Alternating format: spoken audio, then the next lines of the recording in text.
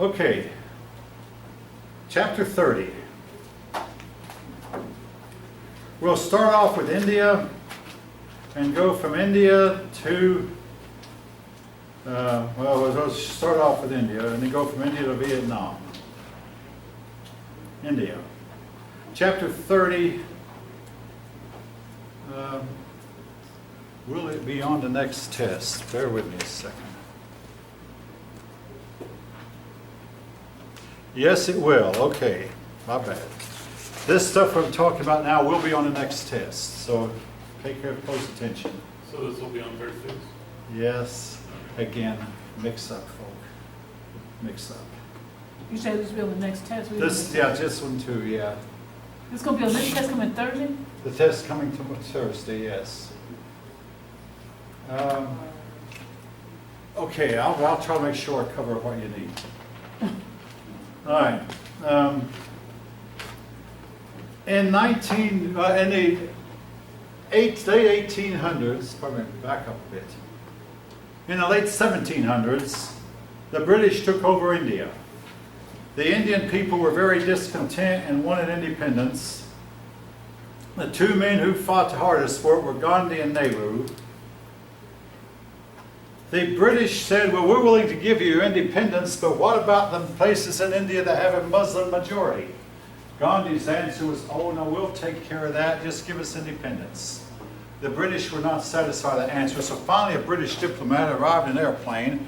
He had two pieces of paper. The one paper he gave to Gandhi, the other paper he gave to the Muslim country and told the Muslim nations, particularly Pakistan, you form your country, and told Gandhi, you form yours.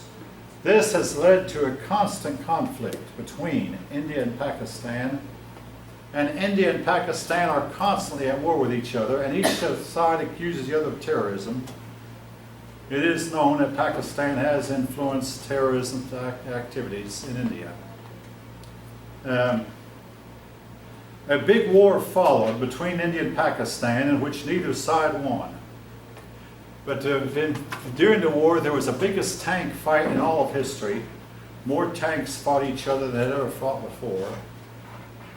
And again, Pakistan remains independent.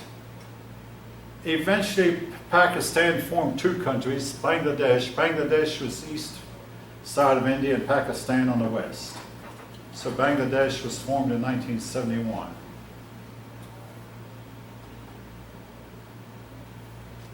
The people, the Hindus living in Pakistan fled, and the Muslims living in India fled also, and more than 1 million people died. Gandhi, a man of peace who hated war and tried to end all wars, had to live long enough to see a big war between, not Great Britain and India, but between India and Pakistan. Gandhi was assassinated. Nehru became leader. Nehru tried communism, was socialism. Some of us call him a communist, but he tried socialism. The difference between those two men, Gandhi and Nehru, Gandhi favored to return to the old ways. Nehru wanted the new ways. Gandhi and Nehru, they did agree on one thing, though, that Britain must go. Then when Gandhi died, Nehru tried to bring India to modern times. Now, on a personal note, it used to be a few years ago, if you had a question about your credit card, you'd pick up the phone and dial about your credit card, and someone with an un-American type accent would answer. It was then later on determined that this person was living in India at the time. And you're familiar with that. And people in India were taking care of American credit for a fee. But they did not understand English very well. They did not speak English very well. So it made communication really, really difficult. But anyway, I had that happen to me more than once. Your companies outsource jobs a lot. That was part of the issue, yes. Lockheed was outsourcing for a long time. In fact, Lockheed finally did succeed in outsourcing. Eventually, members of the lower caste were allowed to attend universities. But the higher caste, and this is the same problem we have in this country, have complained about reverse discrimination. Say, hey, these lower caste people are getting all the favors at our expense. Some people rose up in India to try to claim that they were in favor of the lower caste. Caste distinctions still remain. If you talk to a man from India, he'll say, oh, we now allow people from one caste to marry another. But don't believe it or take it tongue-in-cheek, because more than one person who is married to another caste has either been killed or ostracized from his family. Some families do not like the practice. The old ways die hard. Most Indian farmers remain poor, but some are prosperous. A few people own most of the land in India.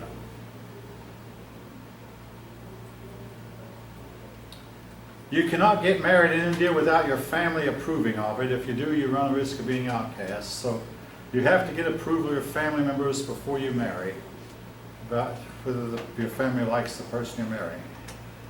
India has had female prime ministers, the most famous being Indira Gandhi, a distant kin to Mahatma Gandhi. She was also shot dead. Attempts to reform India have usually failed. They have a problem with a blending of the old and new. India's traditions, call it religion, call it what you will, does not lend itself to change. India has enough cattle in its country to eliminate all hunger and all poverty in India, but they do not believe in killing cows. They're killing cattle. So India remains starving. The rest of the world will try to tell them, hey, you can alleviate all your poverty if you just simply start selling us your cattle. The people of India will not do it. India has, according to your book, more people than they can handle, overpopulation. China had the same problem. So they have overpopulation too? India has, oh yeah, India, let's see, I believe it's number 2 in the world behind China as far as population. More people than the United States has, but in a smaller country. Gandhi ruled with a very autocratic hand and kept on getting more and more autocratic as time went on, till she finally was assassinated. That's Indira Gandhi. Gandhi as in like the... 2 Gandhis, yes. Well, which Gandhi was this? There was a man Gandhi, Right, this is a and lady then the Gandhi? lady Gandhi. What's her name? Female. Indira, Indira. R-N-D-I-R-A. Indira Gandhi, Indira Gandhi.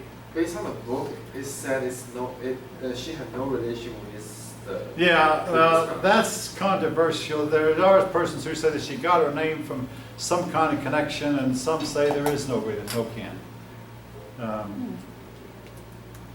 Actually, I think that probably by now, if there were a kin, we know about it. So there probably is no kin. Well, if it's kin, it's generation. Maybe long, long way back. Because they all got the same name. Yes. All right. Again, colonialism. As colonialism was ending in Africa, so was it ending in the Far East. The newly independent nations would oftentimes, now again, folks, I'm repeating something, but the newly independent would experiment with democracy. I'm talking about the Far East now. They'd start out with democracy. The example of this is Singapore and the Philippines.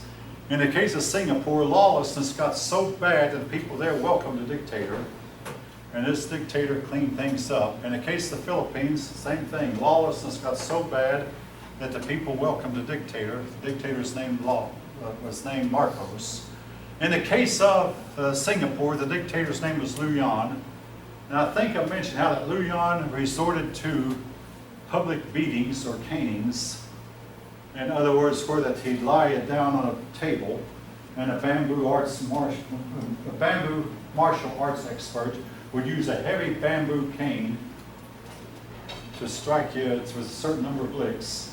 And a young American named Michael Fay, this occurred while Bill Clinton was president. Michael Fay was accused of spray painting cars. Now, Michael Fay was suffering from what doctors call attention deficit disorder, or ADD. Anyway, Michael Fay went to Singapore, and he was accused of spray painting cars. The sentence was 6 lashes of the cane, but President Clinton called Liu Yan and persuaded Liu Yan to reduce to 4, but he couldn't get it reduced anymore. So Michael Fay was beaten 4 times with a heavy cane administered by a martial arts expert. Michael Fay had to go to the hospital for a while. As soon as he got out of the hospital, he went back to the United States. He has never, from that day till this, gone back to Singapore. But once in the United States, he got into some trouble again. A few years later, another American received the same punishment for some crime he committed in Singapore.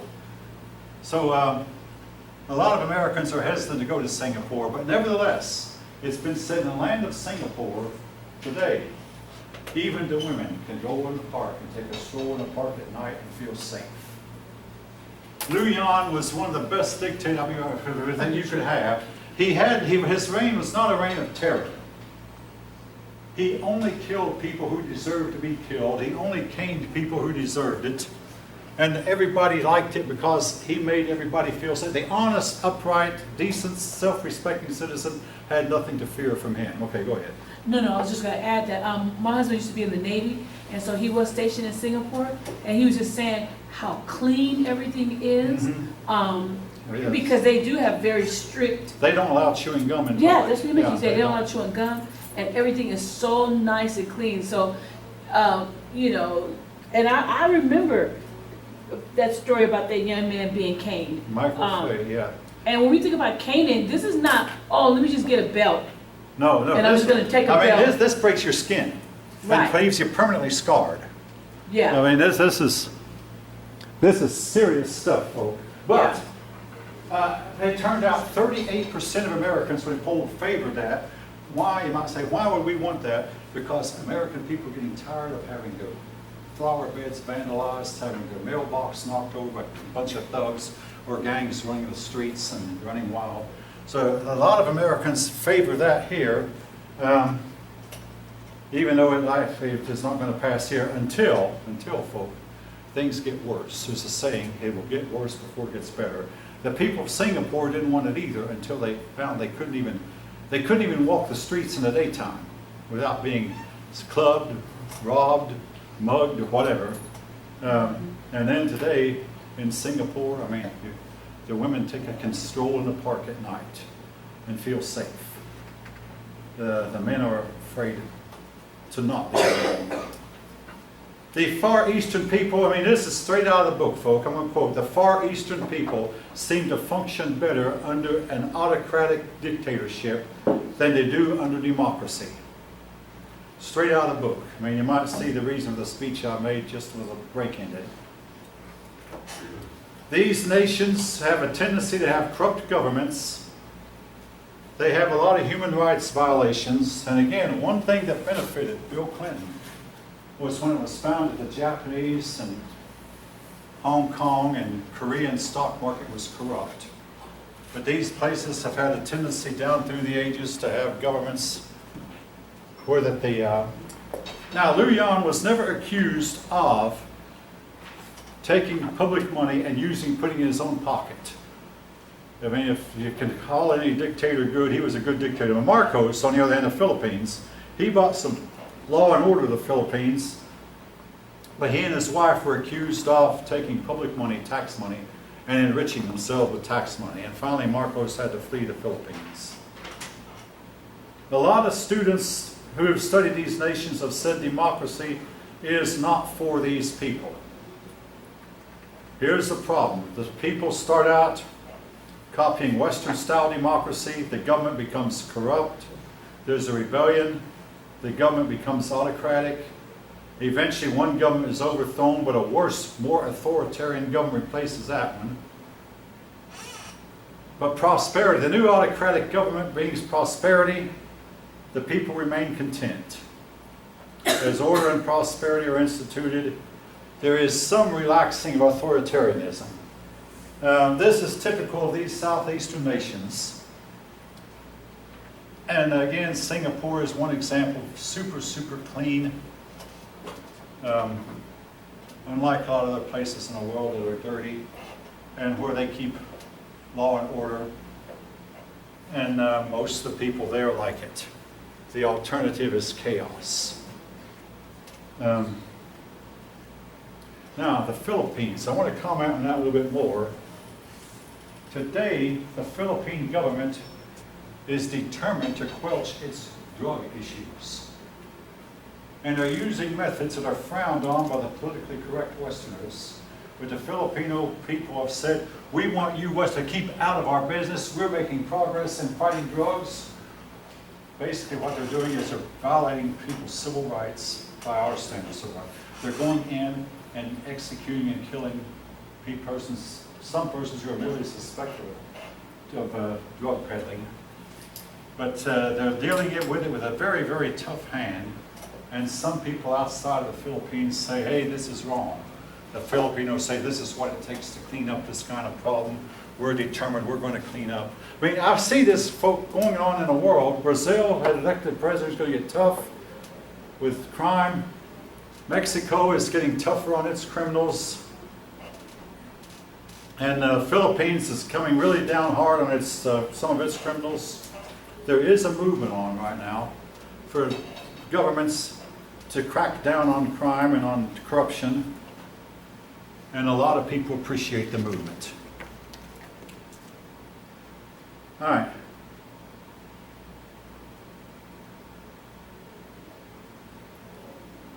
Vietnam, I'll talk about it again because I've already, because it's at this point in your book. The French could not hold on to the Vietnamese, so they finally pulled out. Vietnam was a distant country, some 10,000 miles from France. So Vietnam split in two. The North, led by Ho Chi Minh, became a communist and joined with China and the Soviet Union. The South leaned toward Westernization, but half the South became communist.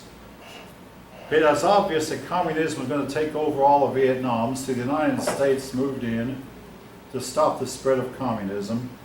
What we feared was that if Vietnam became communist, all of Southeast Asia would become communist. It didn't happen. Vietnam became communist. Southeast Asia did not. As all of you know, we fought a very, very long, hard war in Vietnam and ultimately lost. President Kennedy began to send advisors to South Vietnam, and the United States secretly assisted the overthrow of South Vietnam's president, and the South began losing the war. President Johnson sent more and more troops in and made himself very unpopular doing so. The war had no front lines, no clear definition of territory. President Nixon began to pull out American troops shortly after he became president. Began what's called a pullout. Eventually, Nixon expanded the war to include Laos and Cambodia. We'll have more to say about Cambodia in a few minutes. But Nixon expanded the war. It was called the Secret War. Eventually, the war was found out about, and there was a move to impeach Nixon on account of conducting an illegal war. That move did not get off the ground.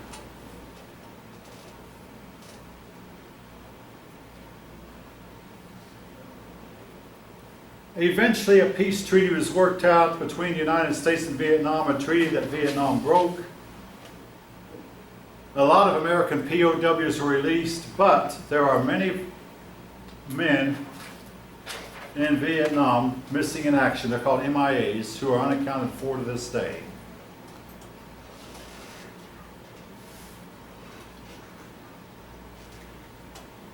As is the case of all communist countries, Vietnam has had economic problems. Today, the Vietnamese are trying to allow more capitalism, and as they become more and more capitalistic, their economy improves.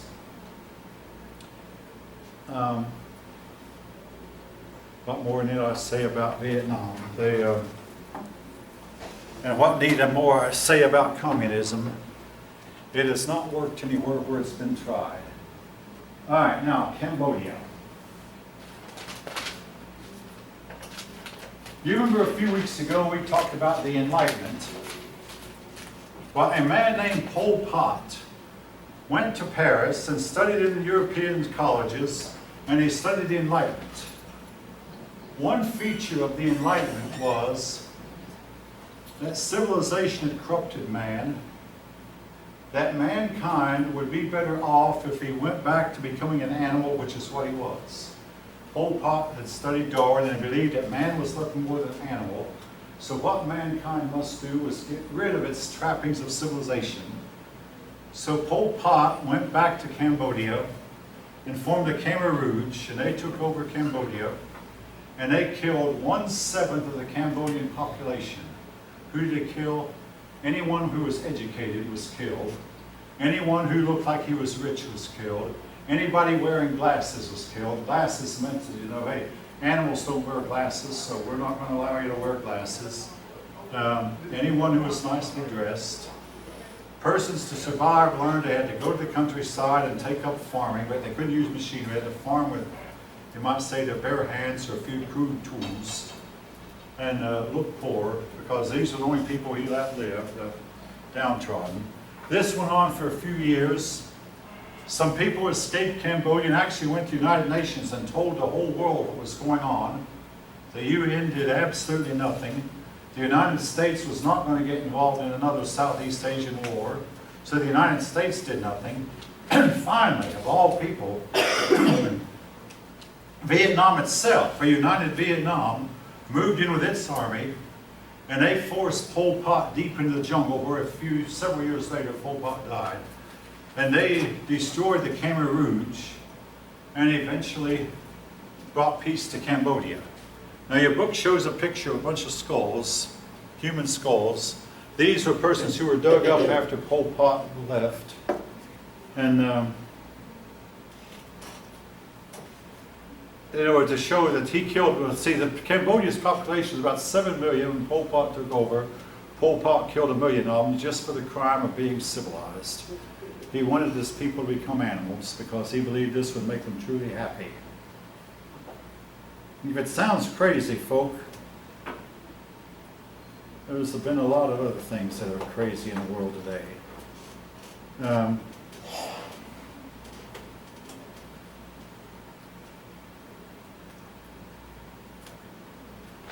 Your book says something about the Philippines becoming more democratic. That might have been true 3 or 4 years ago when the book was written. It's probably less true today. The Philippines, if anything, becoming more and more autocratic today. All right.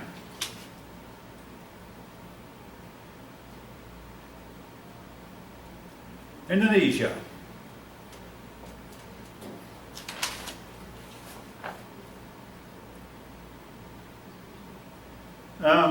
Don't worry about the names Sukarno and Suharto. Those two names look a lot alike, and I can't tell you the difference. But here's what I want you to remember about Indonesia.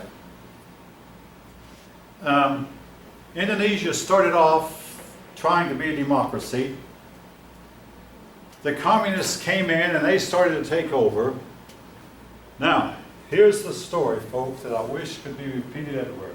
The people of Indonesia decided they did not want the communists, so rather than call in the United States to help, they took care of the communists themselves. Now, this might sound heavy, but nevertheless, here's the story.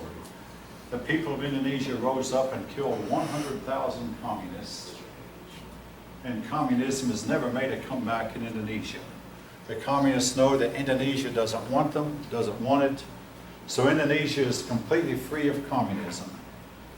Indonesia then became Muslim. However, it was a Muslim that allowed Christianity.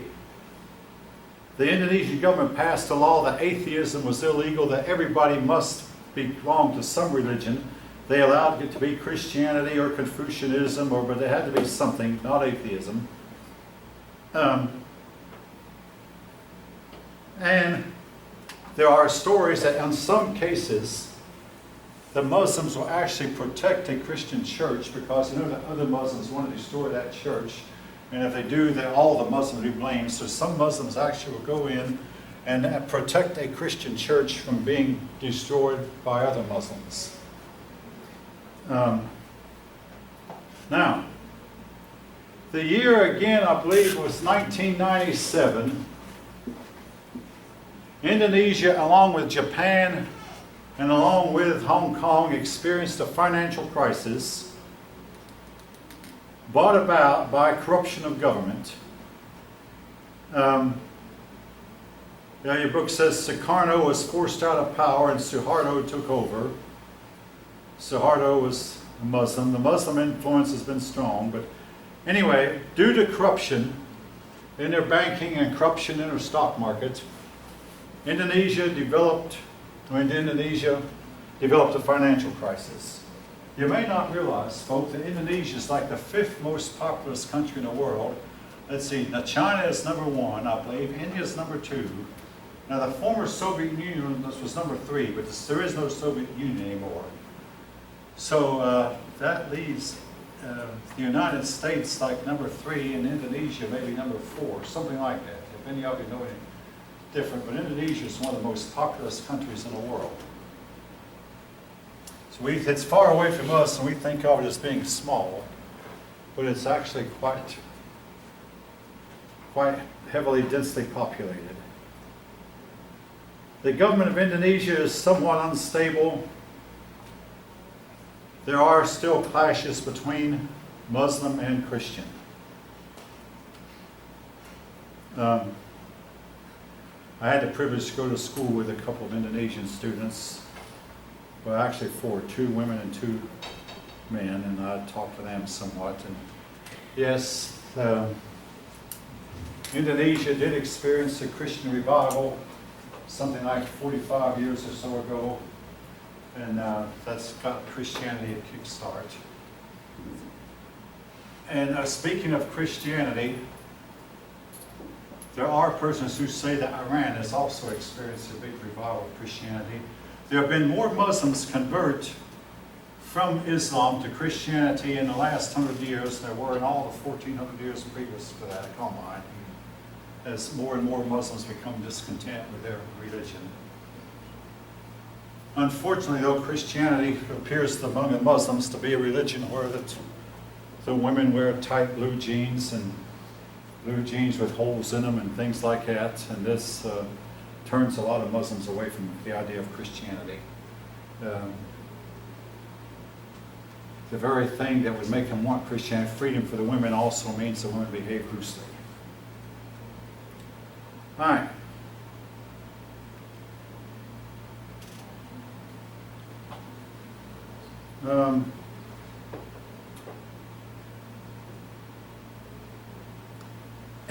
ANSEAN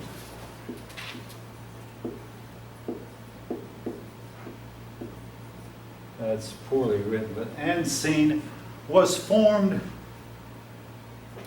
to, it was these Southeast Asian countries, Indonesia, Malaysia, Thailand, Singapore, and the Philippines formed ANSEAN to stop the spread of communism.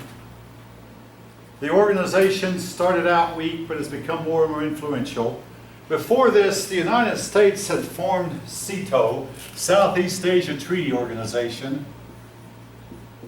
SEATO failed when Vietnam collapsed. We might wonder, how did the United States get involved in Vietnam? Well, we signed a treaty with these Southeast Asian countries that if the communists invaded, we'd come in and help them, a treaty that we tried to keep. But ANSEAN was fair folk. The difference is these nations, no help from the United States. You catch what I'm trying to say? They formed an organization to try to make sure that the communists did not come in and take over. And they have done a good job of keeping the communists out. Again, with no help from the United States, Britain, or France, or no help from the West, they've done it on their own.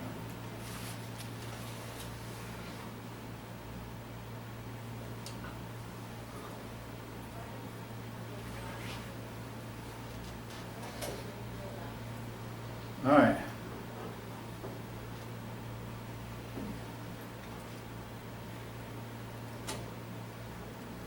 The term dual societies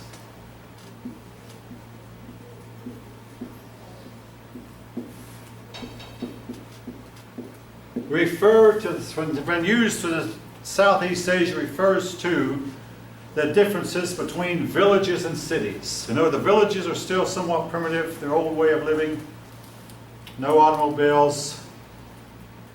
The cities, a lot of cars, factories, new way of living.